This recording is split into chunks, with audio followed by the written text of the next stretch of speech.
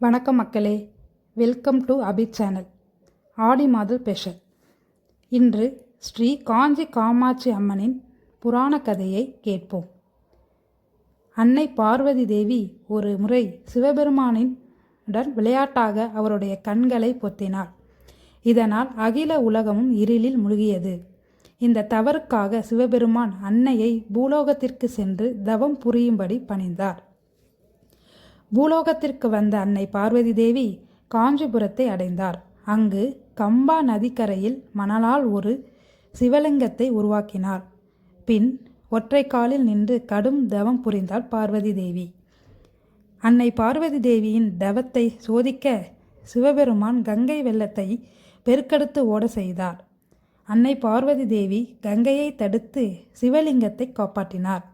பின் அசுரர்களின் தொல்லைகளையும் கடந்து தன் தவத்தை தொடங்கினார். அன்னையின் தவத்திற்கு இறங்கிய சிவபெருமான் நேரில் தோன்றி அவரது வழிபாட்டை ஏற்றுக்கொண்டார். பிறகு சிவசக்தி சங்கமம் நிகழ்ந்தது. காஞ்சிபுரத்தில் ஈஸ்வரனுக்கும் அன்னை காமாட்சி அம்மைக்கும் காஞ்சி திருத்தலத்தில் சிவசக்தி திருக்கல்யாணம் கோலாகலமாக நடைபெற்றது.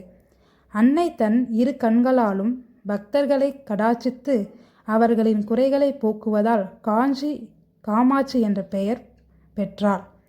காமாட்சி என்றால் அன்பான பார்வை கொண்டவள் என்று பொருள். என்ன மக்களே, இன்று ஸ்ரீ காஞ்சி காமாட்சி புராண கதையை கேட்டீர்கள்.